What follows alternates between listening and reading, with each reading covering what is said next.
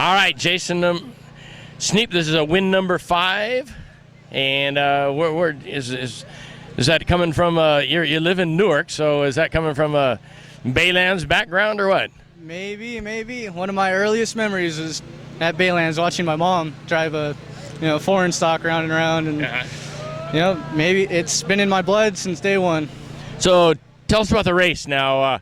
You searched on the bottom, you searched on the top. I was calling the race up there, and so when you were watching, when you're sitting back there, what was your thoughts while you were searching?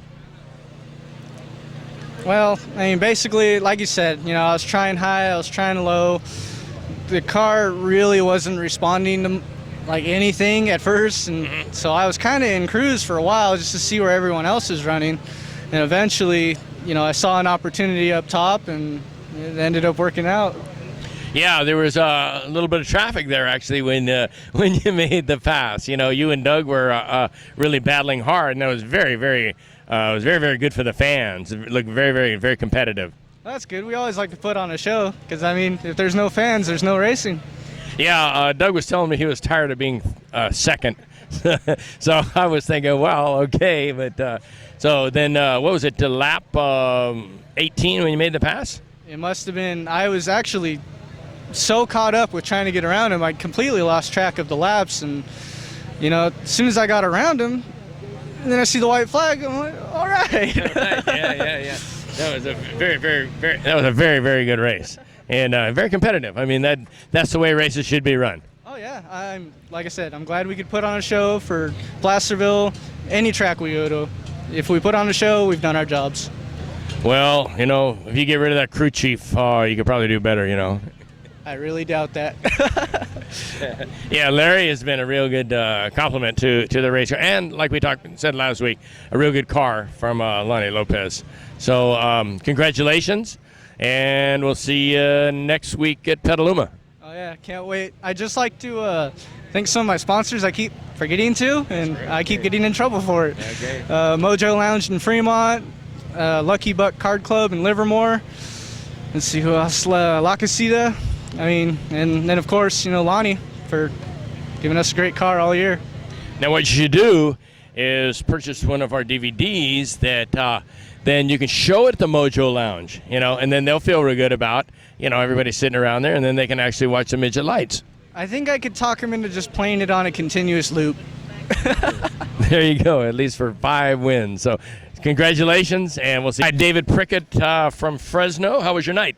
I think it was fantastic. Qualified 4th, ran 3rd in the heat race from 4th, and 4th in the main event from 9th.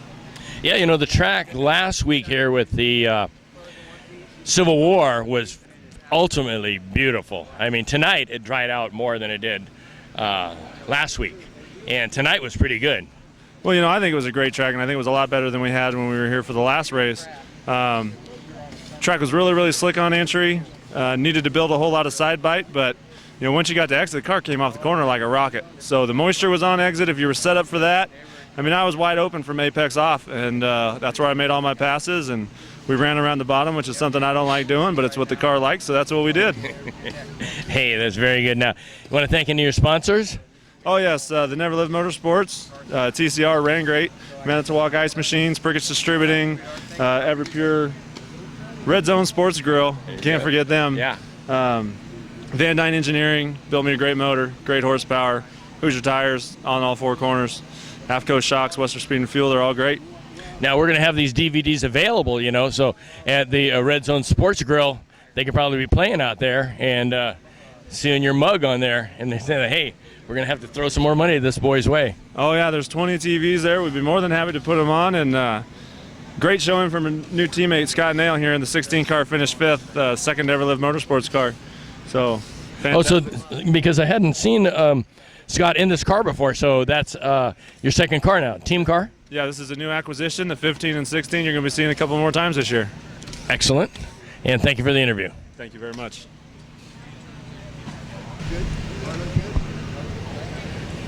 All right, Scott Parovis finishing second tonight.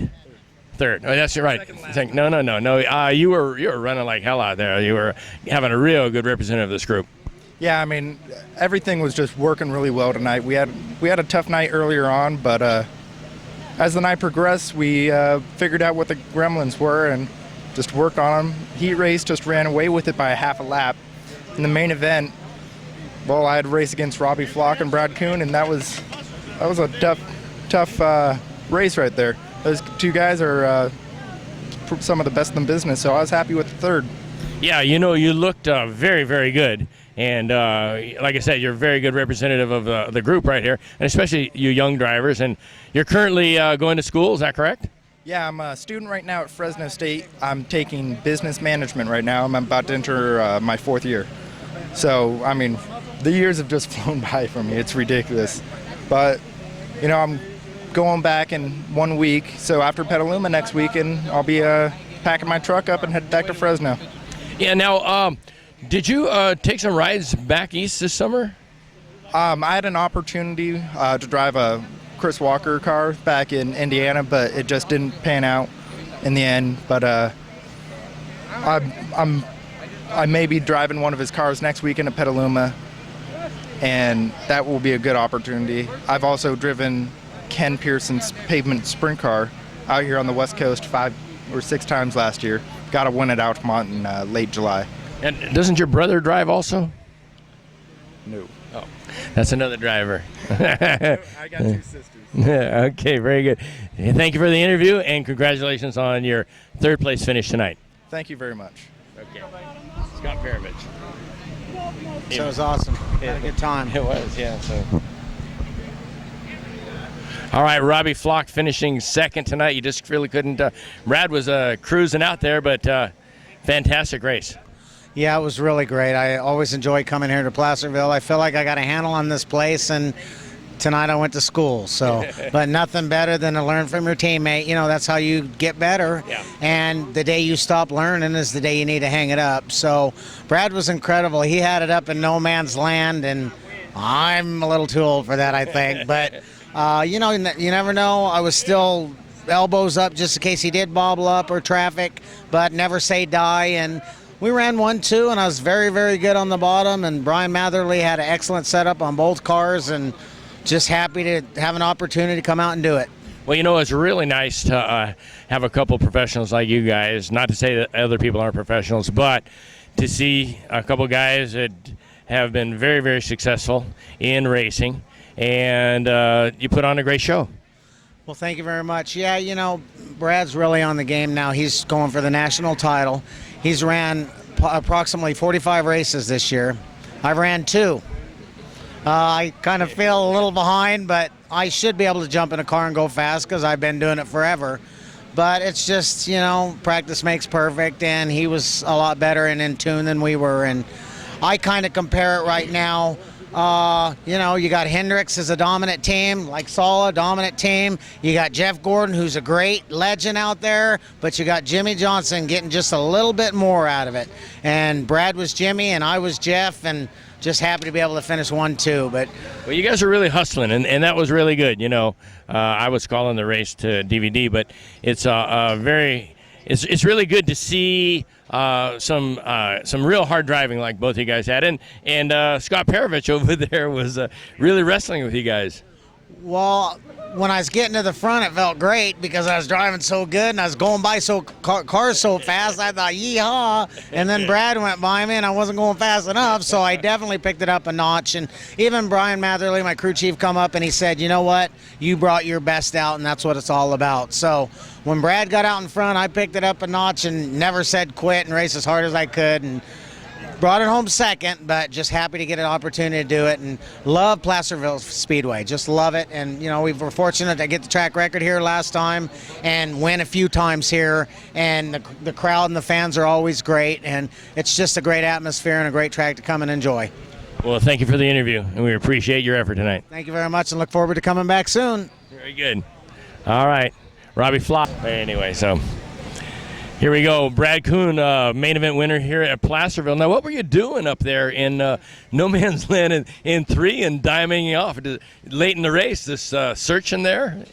Well, I mean, Robbie was obviously running the bottom. He squeaked by on that restart when I got pinned up behind Parovis, and And he was good enough on the bottom. I wasn't going to pass him unless he messed up. So I just had to get something rolling on the top there. And, luckily he stalled or something going into 1 there, and I got a run on him off of 2. And there was just such a big curb getting into 3 that it was upsetting the race car so much. I just thought I needed to try something different. And I talked to Brian earlier in the day about kind of what needs to happen here, and we talked about rolling in there above that thing and trying to diamond and come back off. And they said a lot of the wing cars that set quick time here run that line.